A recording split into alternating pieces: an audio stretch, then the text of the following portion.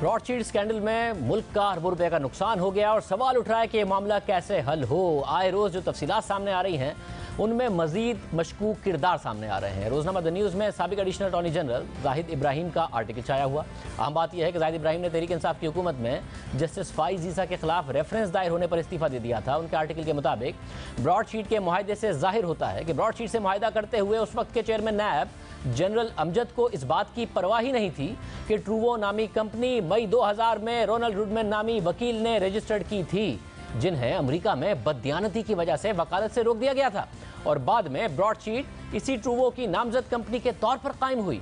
और broad sheet से नैब का जो मुआहदा हुआ, इस मुआहदे में गवाह के तौर पर नैब ही के प्रोसिक्यूटर जनरल फारूक आदम भी शामिल थे, जिन्होंने बाद में ब्रॉड शीट को एक कंसल्टेंट के तौर पर ज्वाइन कर लिया और आर्बिट्रेशन के मामले पर ब्रॉड शीट के हक में गवाही भी दे दी। ये कॉन्फ्लिक्ट ऑफ इंटरेस्ट की एक बहुत बड़ी मिसाल है। यानी नैब का प्रोसिक्यूटर जनरल, जिसने मुआहदे के वक्त नैब के नुमाइंदे और गवाह की हैसियत से मुआहदे पर दस्तखत किए और बाद में जब ब्रॉड शीट ने नैब के खिलाफ जुर्माने का दावा कर दिया तो वो ब्रॉड शीट के कंसल्टेंट बन गए और उनके हक में ही गवाही भी दे दी।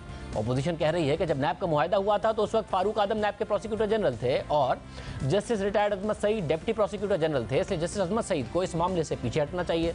मगर हुकूमत कह रही है कि अब तो $100 मिलियन वापस लाएंगे, शरीफ खानदान की मजीद जायदादें सामने आएंगी और तहकीकात जस्टिस अजमत सईद ही करेंगे।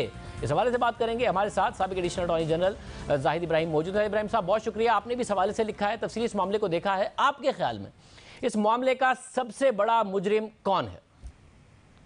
सबसे बड़ा मुजरिम मेरे ख़्याल से वो लोग हैं जिन्होंने ये ब्रॉड शीट के साथ ये मुआहदा किया, फिर इसको खुफिया तरीके से सेटलमेंट की कोशिश की गई और वो सेटलमेंट इतनी बौंदी तरीके से की गई कि आपने देखा भी नहीं कि आप जिस कंपनी को पेमेंट करने जा रहे हैं उसके साथ आपका कोई मुआहदा ही नहीं था।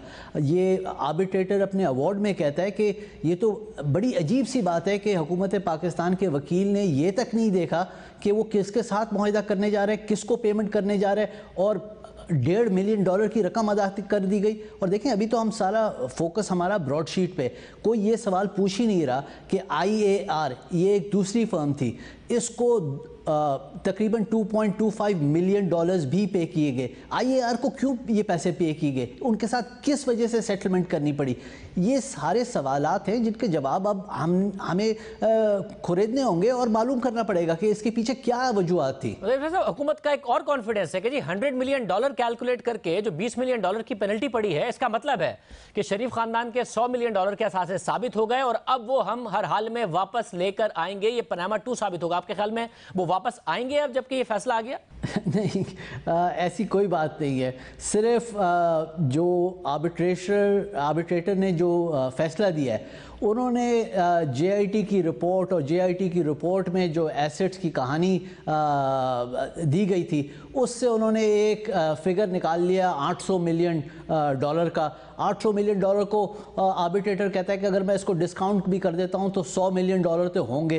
भाई, मैं कहता हूं अगर ये पैसे $100 मिलियन हैं तो बड़ा आपके लिए आसान तरीका है। आपने जिस तरह से UK में उनकी नेशनल क्राइम एजेंसी है, उनको कहें कि this is unexplained wealth order pass करें और ये पैसे को सीज करें। और इसका आपके पास एक इससे पहले हो चुका है, जो मलिक रियाज साहब के केस में $160 मिलियन हुकूमत पाकिस्तान ने फ्रीज़ करवाए और फिर वो पाकिस्तान आ गए। तो अगर ये पैसे एग्जिस्ट करते हैं तो फिर ज़रूर वापस लेके आएँ, उसके तहत कार्रवाई क्यों नहीं हो रही?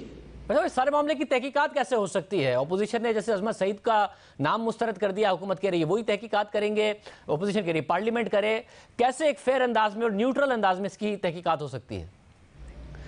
तरीक़ेकार तो सिर्फ एक ही हो सकता है, जो ऐसा तरीक़ेकार हो जो पॉलिटिक्स से बालातर हो, जिस पे कोई आप उंगली ना उठा सकें। ऐसे लोगों को आप चुनें जिनकी इंटेग्रिटी, जिनके इंडिपेंडेंस को आप ट्रस्ट करते हैं। और ज़रूरी नहीं है कि इसमें 4-5 लोग हो, 1 आदमी 2 आदमी का भी कमीशन बन सकता है, लेकिन उसके TORs तो इस तरह से होने चाहिए जो इसकी सही तहकीकात करे। ये ना हो कि TORs इस तरह से हों जिससे इस मामले को बंद करने की कोशिश की जाए।